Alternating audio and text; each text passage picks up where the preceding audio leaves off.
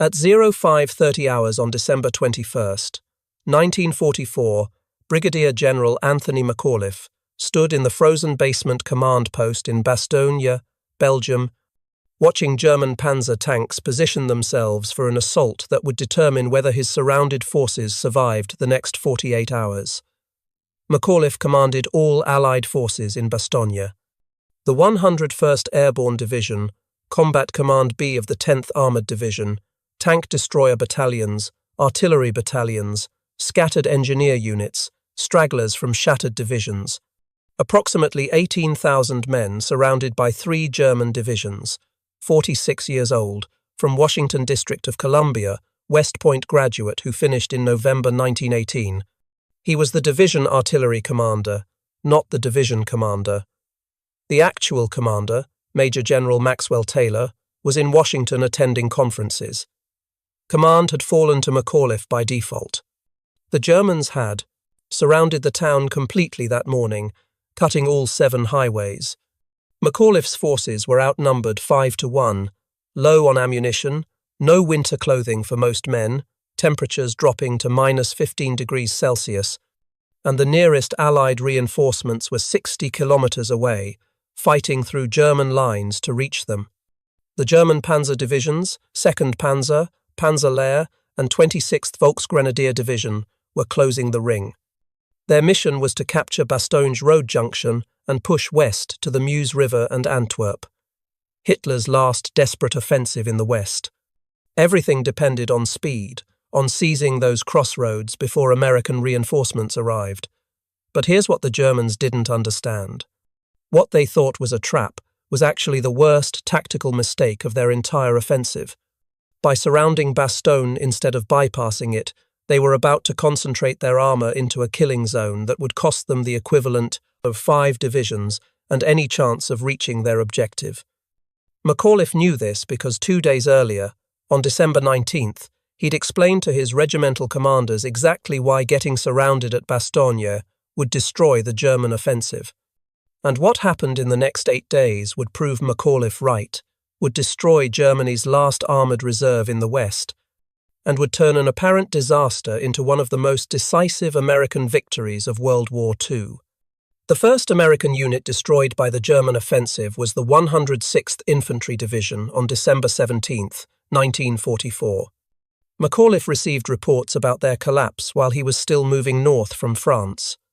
The 106th had been holding the Schnee Eifel, a ridge along the German border. Green Division, newly arrived, positioned in the quiet Ardennes sector for seasoning.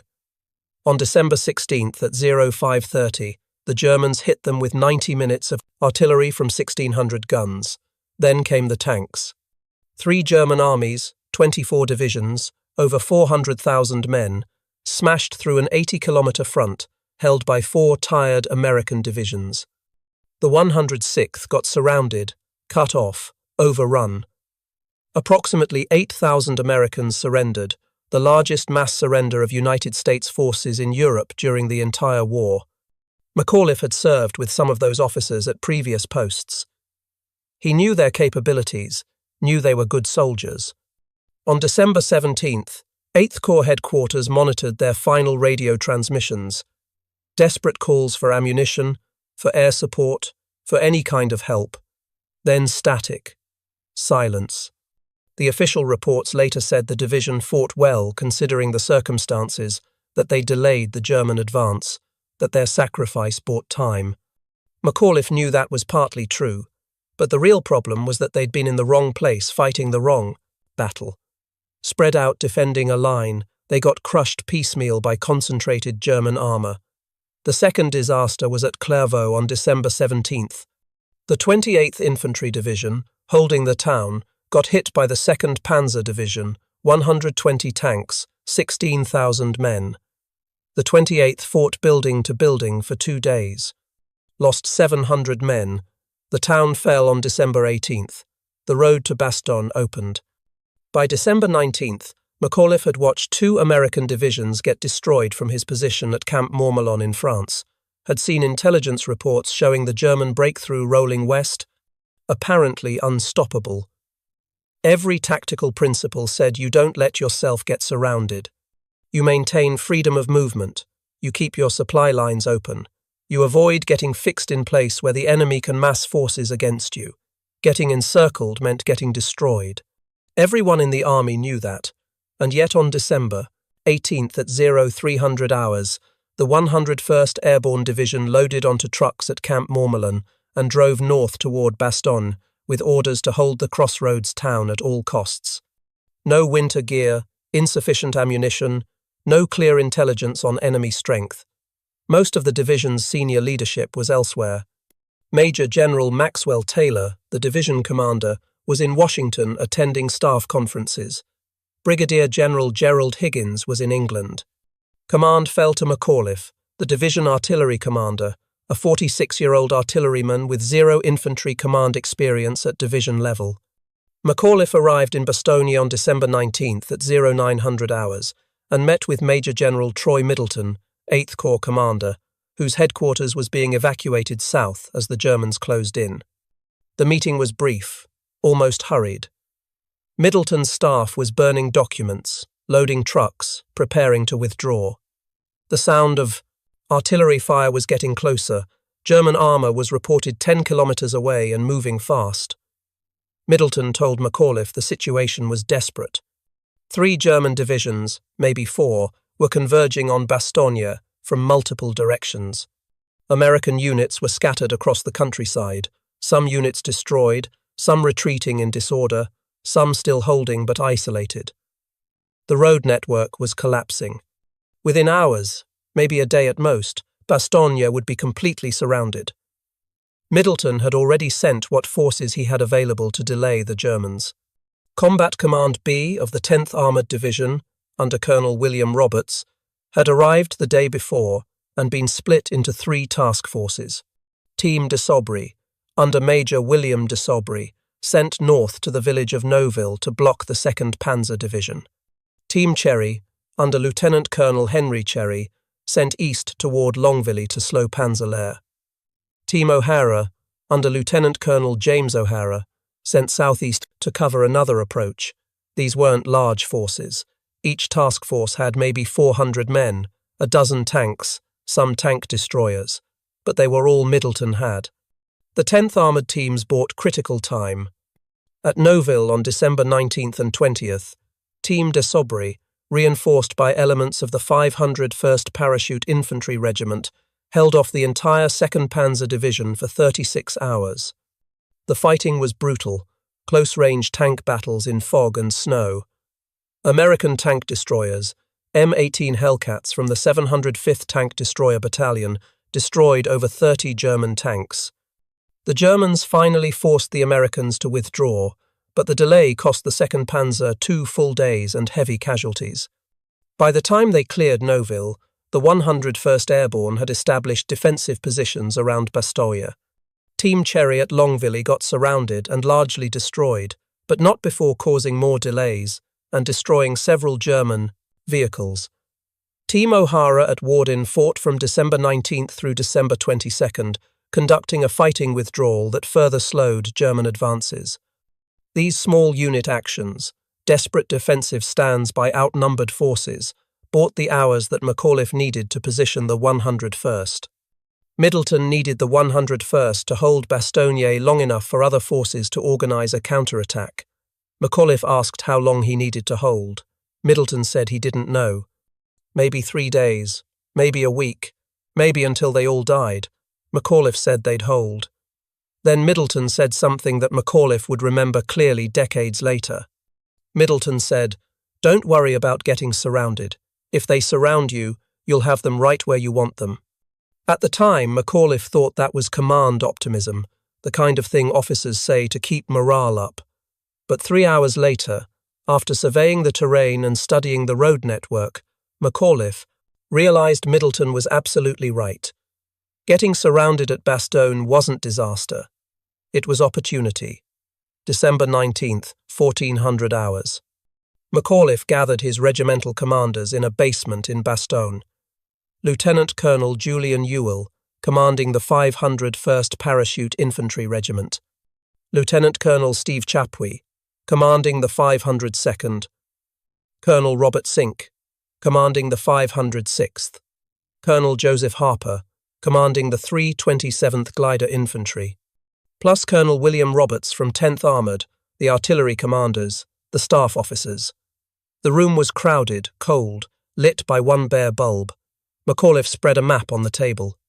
Bastogne sat at the centre where 7 roads converged. Everything in the Ardennes road network ran through this town. North to south, east to west.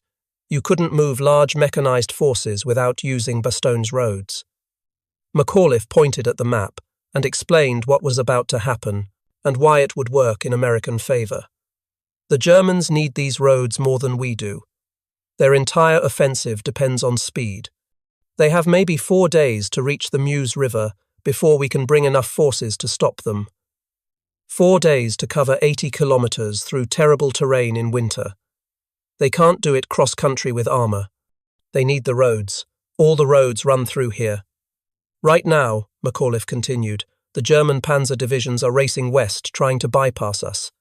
2nd Panzer Division to the north, Panzer Lehr to the south. They want to leave us behind, let the infantry divisions deal with us later. But they can't. Because every ton of supplies, every litre of fuel, every ammunition truck for their spearhead divisions has to come through this road network, and we're sitting on it. When they surround us, they're not trapping us. They're committing forces to hold us in place, forces that should be racing west. Every tank they put around our perimeter is a thrusting tank that's not reaching the Meuse. Every artillery battery they position to attack us is artillery that's not supporting their advance. And once they commit those forces, they can't easily pull them back because we're behind their lines, causing problems. More importantly, when they surround us, they concentrate their forces into a fixed position around a known objective, our objective. They'll be attacking the same targets repeatedly from the same directions. We know where they'll come from because we control the town, and they have to come down the roads to reach us. They're mechanized, they need the roads.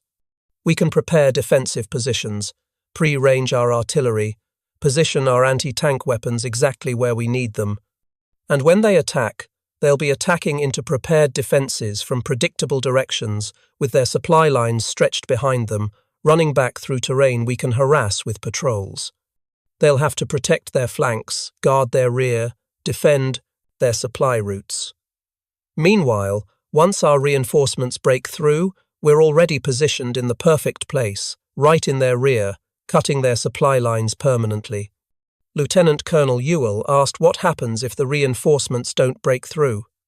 McAuliffe said, then we all die, but the Germans won't reach the Meuse either, because they'll have wasted too much time and too much combat power trying to take this town. Either way, the offensive fails. The question is whether we survive to see it. The briefing ended. The officers left to position their units. McAuliffe understood the plan intellectually, but emotionally it still felt wrong. Getting surrounded felt like disaster, but Middleton had made one point McAuliffe couldn't argue with. In 2 days, he'd watched 2 American divisions get destroyed fighting the wrong way. Spread out, trying to defend everything, they defended nothing. The 106th got overrun because they couldn't concentrate their forces. The 28th got crushed because they tried to hold towns that didn't matter strategically. Bastogne mattered. And defending one town with concentrated forces was better than defending 100 kilometres of line with scattered units that couldn't support each other. December 20th, noon. The Germans closed the ring. All 7 highways cut. Bastogne completely surrounded. The perimeter wasn't circular, wasn't neat. It followed terrain, used villages as strong points, covered about 26 kilometres of defensive positions, manned by approximately 18,000 American troops, counting the 101st. The attached armour and tank destroyer units, the artillery, the stragglers and support troops Colonel Roberts had organised into Team Snafu.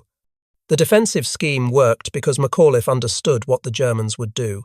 They'd probe for weak spots, find one, concentrate forces, try to break through to the centre of town. But the American defence wasn't trying to hold every metre of ground. It was designed to absorb attacks, channel them into kill zones, destroy them with firepower. Ground could be given up temporarily as long as the defense maintained coherence and the artillery kept firing. The 501st Parachute Infantry under Lieutenant Colonel Ewell held the eastern perimeter from the railroad near Luzery southeast to Marvey. The 506th under Colonel Sink held from the railroad northeast to Foy. The 502nd under Lieutenant Colonel Chapuis covered the northwestern sector from Foy to Hemrule.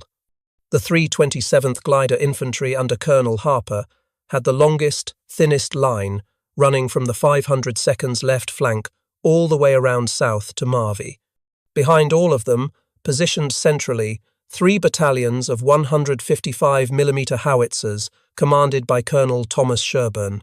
The artillery could fire in any direction, had pre-registered in concentrations on every likely German avenue of approach.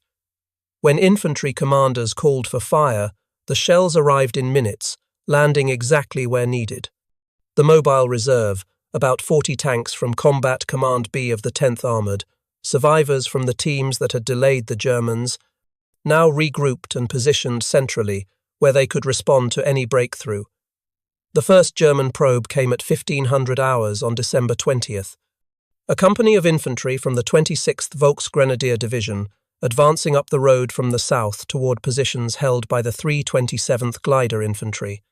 The Americans let them approach to 200 meters, then opened fire. Machine guns, rifles, mortars. The attack broke in 8 minutes.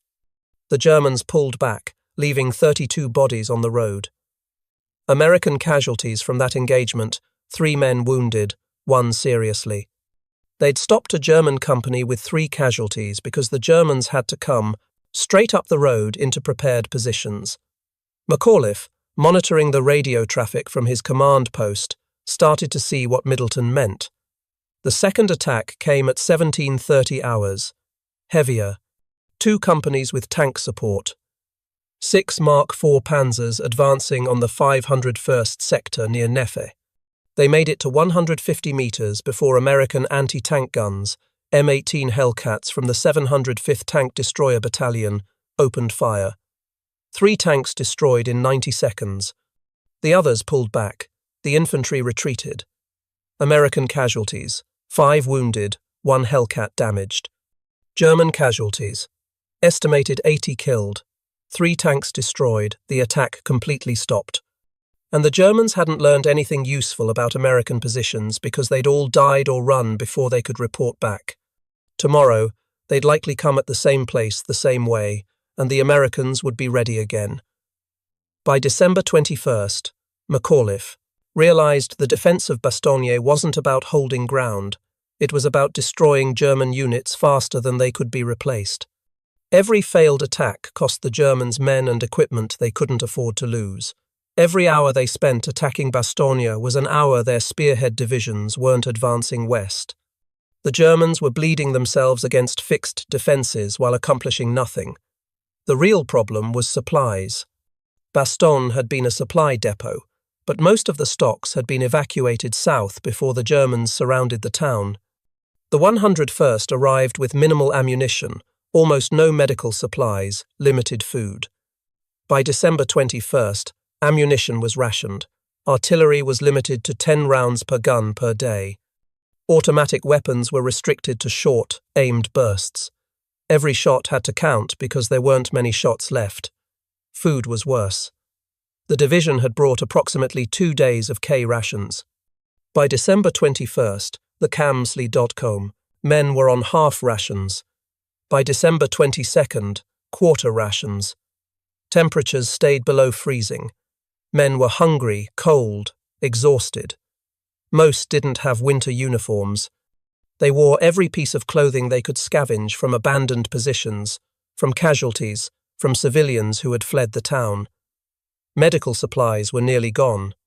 The division's main medical company had been captured on December 19th, when a German patrol overran the division's service area south of Bastogne. Most of the surgeons, most of the medical equipment, most of the morphine, all captured. The division aid stations were operating with whatever they'd grabbed before leaving Camp Mormelon, not enough. Wounded men died from treatable injuries because there weren't enough medical supplies to treat them properly. On December 22nd at 1100 hours, 4 German officers approached the American lines under a white flag near the 327th Glider Infantry's sector. They carried a message from General der Panzertruppen Heinrich Freiherr von Luttwitz, commanding 47th Panzer Corps. The message demanded surrender. It said the American forces were surrounded, outnumbered, cut off from supply. Honorable surrender was the only way to avoid total annihilation. The message gave 2 hours for a response. The German message was brought to McAuliffe's command post. He read it, looked at his staff, and said one word: nuts. His operations officer, Lieutenant Colonel Harry Kinnard, asked what he meant. McAuliffe said, "I mean nuts, that's my response. Tell them to go to hell, we're not surrendering." Someone asked if he was serious. McAuliffe said absolutely. The written response went back to the German officers, to the German commander. Nuts. The American commander. The German officers asked what it meant. Colonel Harper, who escorted them back to German lines, told them it means go to hell. The Americans aren't giving up. Von Luttwitz was not amused. He'd Koning offered honourable terms, expected a serious response. The refusal meant the Germans would have to take Bastogne by force, which meant committing even more resources to the siege. Von Luttwitz pulled the 2nd Panzer Division back from the western advance and ordered it to help capture Bastogne. He pulled elements of Panzer Lehr back. He reinforced the 26th Volksgrenadier Division. By December 23rd, the Germans had concentrated 3 full divisions around Bastogne, exactly what McAuliffe wanted. 3 German divisions that should have been racing toward the Meuse were instead sitting outside Bastogne preparing attacks that would fail. December 23rd, 0800 hours. The weather cleared. For the first time in a week, the sky was blue. McAuliffe looked up from his command post entrance and saw what every soldier in Bastogne had been waiting for. Aircraft. American aircraft. C-47s, dozens of them, flying low over the perimeter, dropping supply, bundles by parachute. The bundles fell across the defensive perimeter. Ammunition, medical supplies, food, plasma. The resupply operation was massive. 241 C-47 aircraft participated in the first drop. They delivered approximately 144 tons of supplies. Ammunition cases, medical bundles marked with red crosses, food containers, plasma packages, all floating down on parachutes of different colours coded by contents. Not everything landed inside the perimeter. Some bundles drifted into German lines. German soldiers watched American supplies fall from the sky, knowing that every bundle that landed meant the Americans in Bastogne could fight longer. Some German units tried to shoot down the transport aircraft. American fighter escorts drove them off. The artillery received enough shells to increase their daily allocation from 10 rounds per gun to 40. Infantry units received ammunition resupply, approximately 50 rounds per rifleman, belt, after belt for machine guns. Medical stations received plasma and morphine, surgical supplies, bandages. The resupply changed everything tactically and psychologically. Men who had been conserving every round suddenly had ammunition to fight with. Wounded men who might have died from shock received plasma. The garrison went from being on the edge of collapse to being combat-capable again in one afternoon. Then came the fighter bombers. P-47 Thunderbolts, flying close support missions, attacking German positions around the perimeter. The Panzers that had been painted green and brown for summer operations stood out clearly against the snow. The P-47s dove in streams, dropping bombs, firing rockets, strafing with 50 caliber machine guns. McAuliffe watched from an observation post as 6 tanks burned in 20 minutes. The Germans tried to pull their armour back, but the narrow roads through the forest made manoeuvring difficult. More tanks destroyed, more vehicles, burning, more German infantry caught in the open by strafing runs. By afternoon of December 23rd, the German attacks had stopped.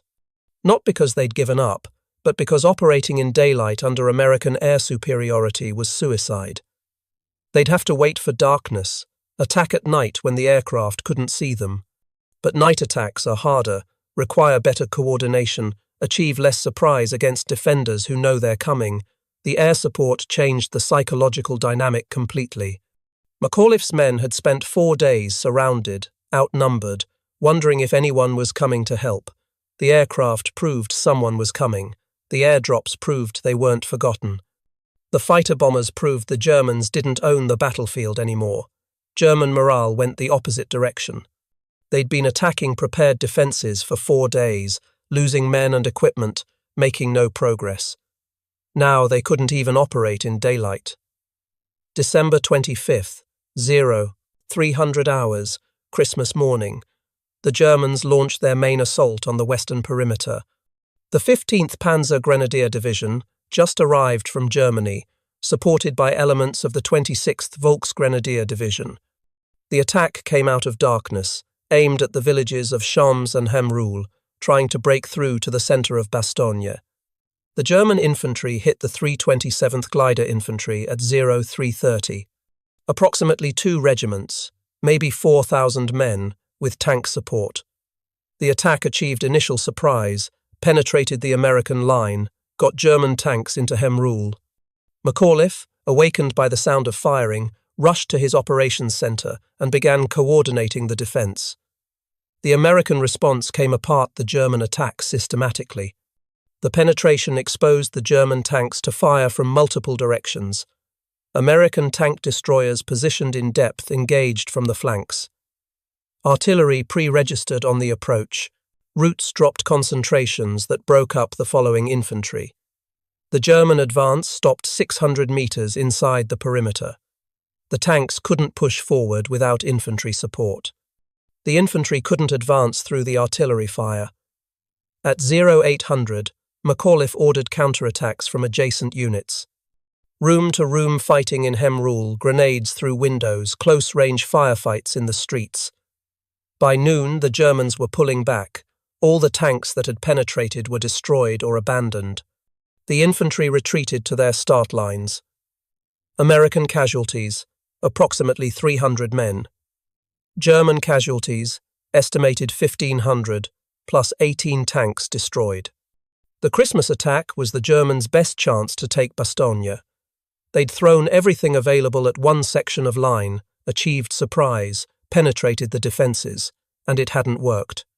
The concentrated American defence, the pre-planned artillery fires, the defence in depth, all of it worked exactly as McAuliffe planned. The Germans attacked into a kill zone and got destroyed. December 26th, 1650 hours. Lieutenant Charles Boggess, commanding a tank platoon with the 37th Tank Battalion, 4th Armoured Division, crashed through the German lines south of Bastogne near the village of Assinois and made contact with American engineers of the 326th Airborne Engineer Battalion. McAuliffe, informed by radio, rushed forward to meet the relief column. The siege was over. The road opened, supplies poured in, wounded were evacuated. The Germans pulled back from the immediate perimeter, but didn't abandon the siege completely. They still held positions around Bastogne, still controlled the surrounding terrain. The encirclement was broken, but the battle wasn't over. Fighting would continue for another 3 weeks. What the Germans didn't realize was that they'd already lost. Not just the battle for Bastogne, but the entire offensive.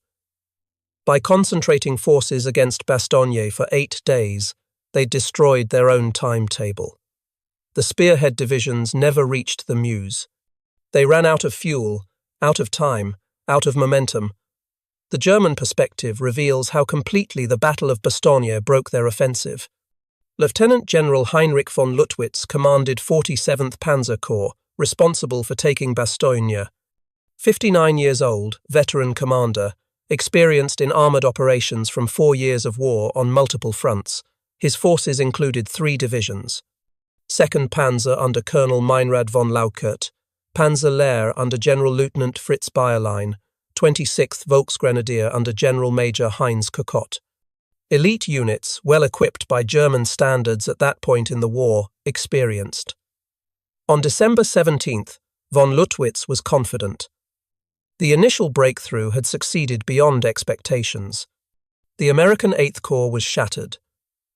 The 106th Infantry Division surrendered. The 28th Infantry Division was scattered. American forces were falling back in disorder. The roads west looked open. Intelligence reported American reserves were scattered, would take days to concentrate. The road to the Meuse looked clear. Von Lüttwitz's original orders for Bastogne were simple. Take it by surprise attack if possible, bypass if necessary, but don't get bogged down. The main objective was the Meuse River at Dinant, 80 kilometers west. Speed was everything. The entire operational plan depended on German armored spearheads reaching the Meuse before American reserves could arrive. Any delay meant failure. On December 18th, von Lüttwitz's divisions were making good progress. 2nd Panzer was pushing north of Bastogne, had broken through American positions at Neuville. Panzer Lehr was approaching from the east, had cleared the villages blocking the southern route. 26th Volksgrenadier Division was following behind, securing the roads, everything on schedule. Bastogne looked vulnerable, defended by whatever scattered American units happened to be in the town. Von Lüttwitz considered sending one regiment to seize Bastogne, while his main forces continued west. Then on December 19th, German intelligence identified American airborne forces in Bastogne. Radio intercepts, prisoner statements, reconnaissance reports, all confirmed that the American 101st Airborne Division, an elite formation, had moved into the town overnight and was establishing defensive positions. That changed everything. Airborne divisions weren't scattered rear area troops. They were elite infantry, well-trained, experienced, heavily armed. Taking Bastogne wouldn't be easy anymore. It would be a battle. Von Lüttwitz made the decision that would doom the offensive. He decided to surround Bastogne and contain the American forces while his main units pushed west. He'd deal with the town later. But bypassing it completely meant leaving a strong American force behind his lines, threatening his supply routes. So he committed forces to the siege, forces that should have been racing west. By December 21st, von Lüttwitz realized containment wasn't working. The Americans in Bastogne were launching patrols, ambushing supply convoys, calling in artillery on German positions. They weren't contained, they were active, dangerous. And higher command was demanding results. The offensive was behind schedule. The advanced divisions were running out of fuel because supply trucks couldn't get through. Von Lüttwitz needed to take Bastogne to secure his supply lines. On December 22nd, von Lüttwitz sent the surrender demand. He thought the Americans would be rational, see they were surrounded and outnumbered, accept honorable terms. The American response: nuts, confused and then infuriated him. It meant committing major forces to reduce Bastogne by assault, forces he needed elsewhere. December 23rd, the weather cleared. Von Lüttwitz watched American aircraft drop supplies to Bastogne, watched fighter bombers attack his positions. His tanks, painted for summer, stood out against snow.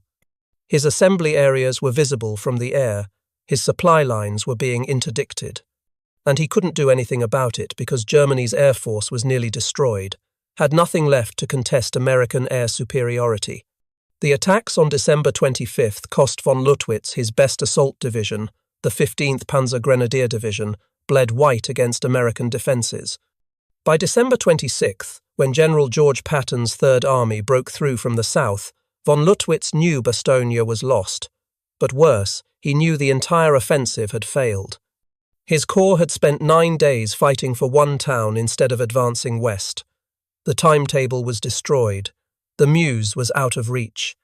And now the Americans controlled Bastogne, positioned in his rear, cutting his supply, lines threatening everything behind him. General der Panzertruppen Hasso von Manteuffel commanded 5th Panzer Army, the main strike force for the offensive. His plan required reaching the Meuse by December 19th. By December 21st, his spearhead divisions were still 40 kilometers short, bogged down around Bastogne. His supply lines were completely disrupted because Bastogne controlled the road network. Von Manteuffel tried to bypass Bastogne, sending 2nd Panzer and Panzer Lehr west around the town. The 2nd Panzer Division, under Colonel Meinrad von Lauchert, was supposed to be the spearhead, the division that would reach the Meuse first and secure bridgeheads for the follow-on forces. Von Lauchert was an experienced commander, veteran of the Eastern Front, confident in his unit's abilities. On December 19th, his division broke through American positions north of Bastogne and raced west with over 100 operational tanks. For 3 days, the 2nd OTN 8 EDO, Panzer made impressive progress. They bypassed American strongpoints, avoided major engagements, focused on speed. By December 22nd, they'd covered nearly 60 kilometers, were approaching the town of Dinant on the Meuse River. Von Lauchert could see the river valley from his command vehicle. He was within 5 kilometers of achieving the operational objective that Hitler had demanded. Then everything stopped. The division's fuel trucks, supposed to be following behind on the roads through Bastogne, never arrived. American forces in Bastogne were interdicting the supply routes, ambushing convoys, calling in artillery on road junctions. The fuel that should have kept 2nd Panzer moving was burning in wrecked trucks 50 kilometers behind the front lines. On December 23rd, von Lauchert's tanks and vehicles began running out of fuel. Some units siphoned fuel from other vehicles to keep a few tanks mobile. Others just stopped where they were, waiting for supplies that never came. The division's advance, which had averaged 20 kilometers per day, dropped to 0. They sat immobile west of Bastogne, visible to American reconnaissance aircraft, targeted by fighter bombers the moment the weather cleared. On December 24th, von Lauchert received reports that American armored forces, the 2nd Armored Division and elements of the 84th Infantry Division, were moving to encircle his position. He requested permission to withdraw. Higher command refused. Hold position, wait for supplies, prepare to continue the attack. But the supplies never came because Bastogne controlled the roads. On December 26th, the 2nd Panzer Division's spearhead, stranded near the village of Selles without fuel, got surrounded and destroyed by American forces. Major Ernst von Kochenhausen commanded the 2nd Panzer battle group at Selles. He tried to break out, couldn't, tried to hold and wait for relief. Relief never came. On December 27th, Kochenhausen abandoned his tanks and led approximately 600 men on foot through American lines. They left behind nearly all the division's remaining armor. 100 tanks, assault guns, half-tracks, all abandoned, all captured by American forces. Panzer Lehr tried to rescue 2nd Panzer, launched 2 attacks towards Selles. Both were stopped by American fighter bombers and ground forces.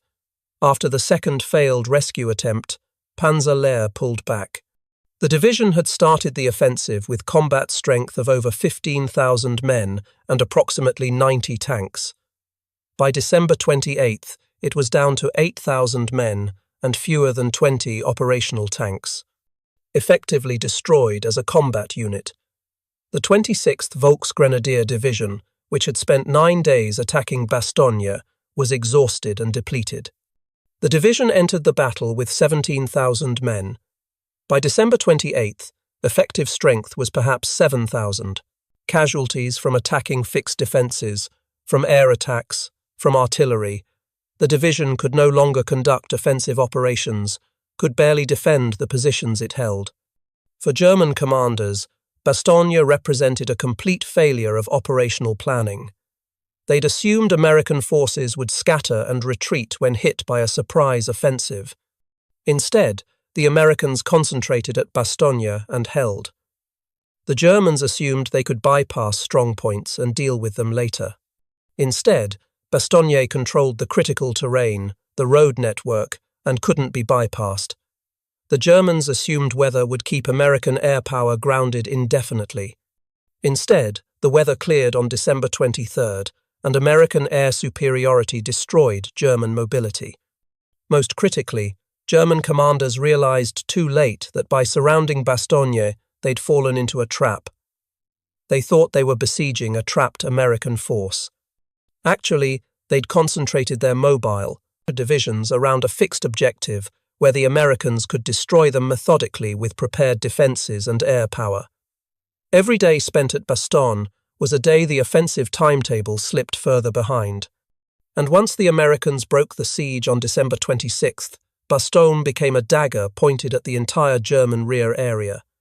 By January 1st, 1945, the Battle of Bastogne was effectively over, though fighting continued for weeks. The Germans pulled back from immediate contact, established defensive positions at distance, tried to hold what little they'd gained. They'd lost strategic mobility. Their Panzer divisions were shadows of their former strength. The offensive had failed. The accounting of German losses around Bastogne was staggering. The 2nd Panzer Division entered the battle with 120 tanks and 16,000 men.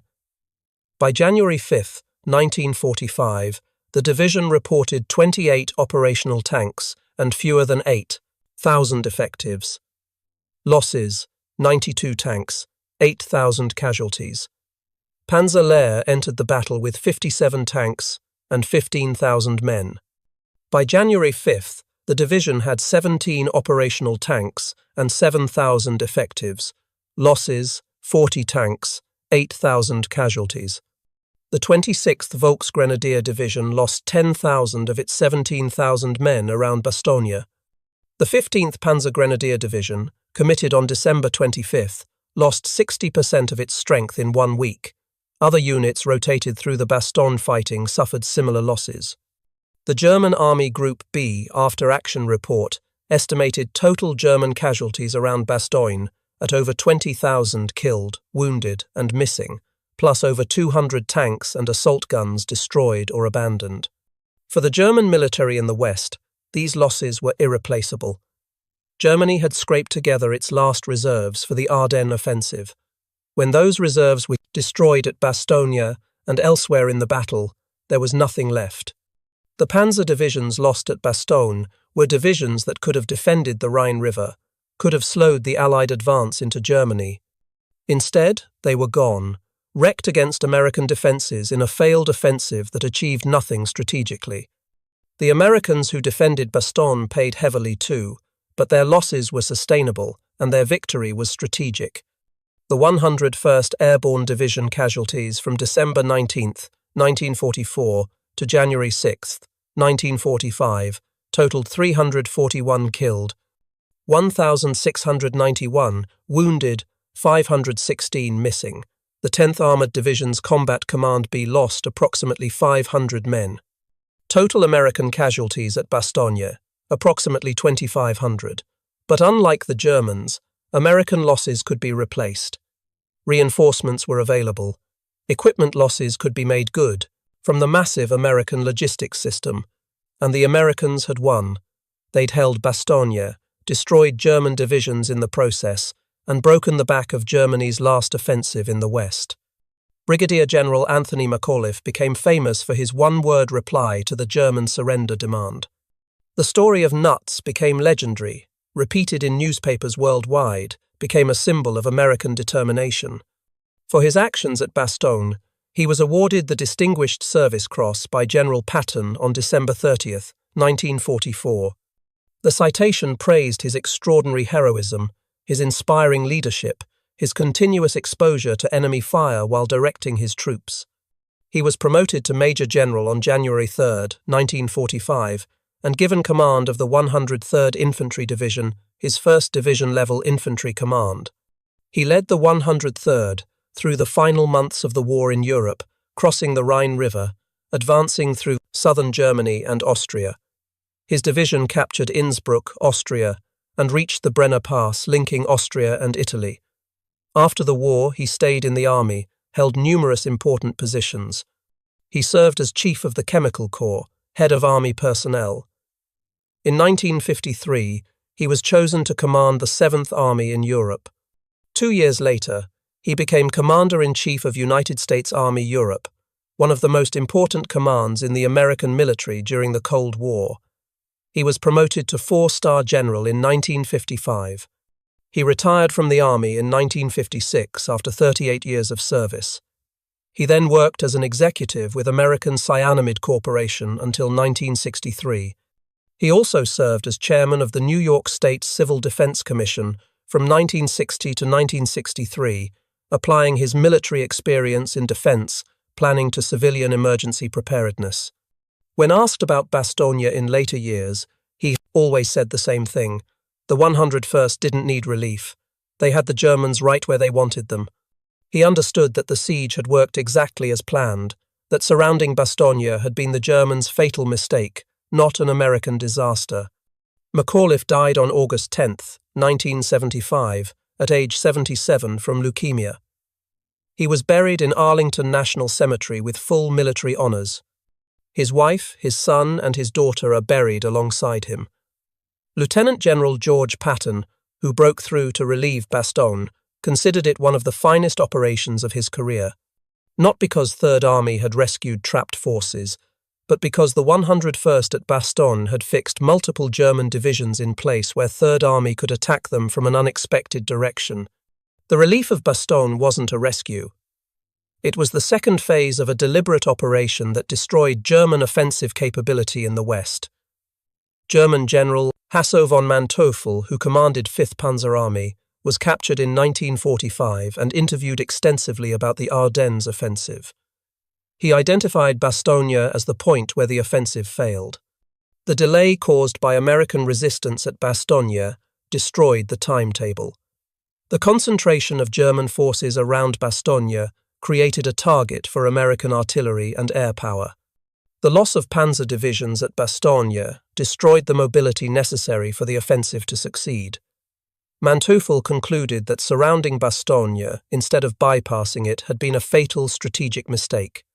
Lieutenant Colonel Julian Ewell, who commanded the 501st Parachute Infantry Regiment at Bastogne, survived the battle and continued to serve. His regiment had been the first to engage the enemy east of Bastogne on December 19th, had held critical positions throughout the siege. Ewell went on to have a distinguished career, eventually rising to lieutenant general. He served in Korea and Vietnam, retired in 1973. When asked about Bastogne, he emphasized the importance of junior leaders and individual soldiers who held their positions under impossible conditions.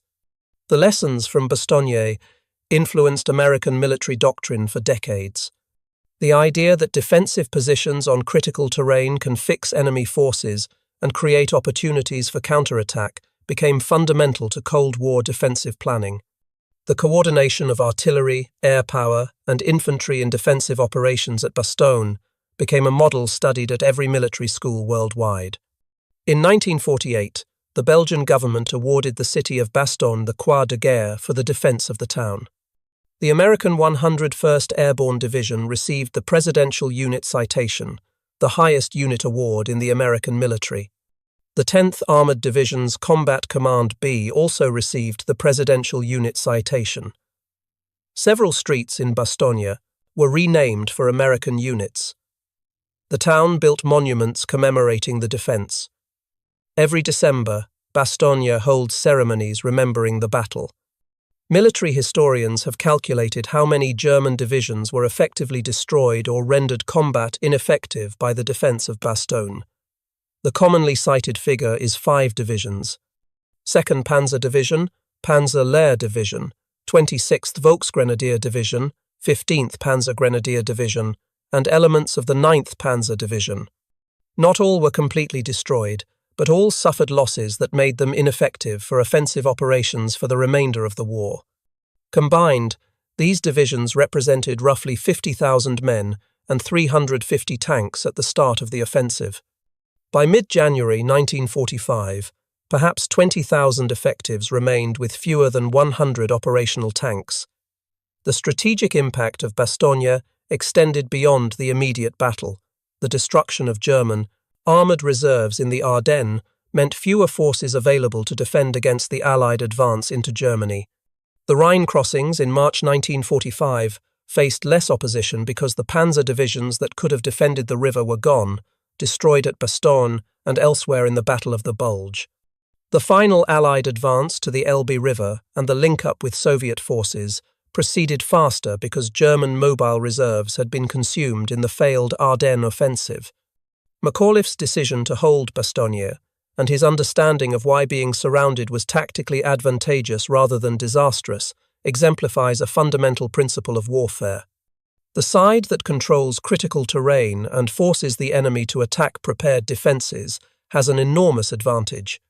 All the German mobility, all their armour, all their tactical skill, none of it mattered when they were forced to attack the prepared defences at Bastogne. The Americans picked the ground, prepared the defences, and destroyed every German attack systematically. That's the real lesson of Bastogne.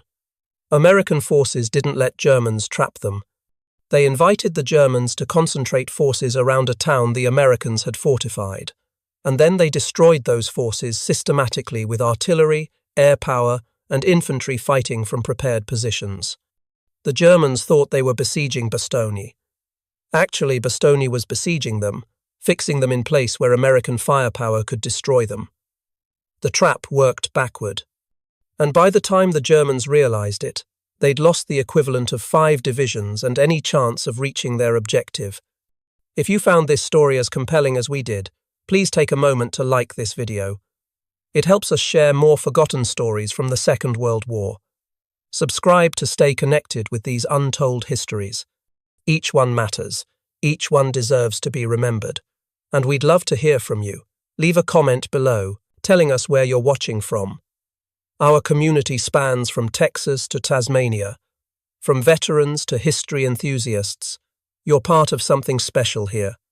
Thank you for watching and thank you for keeping these stories alive.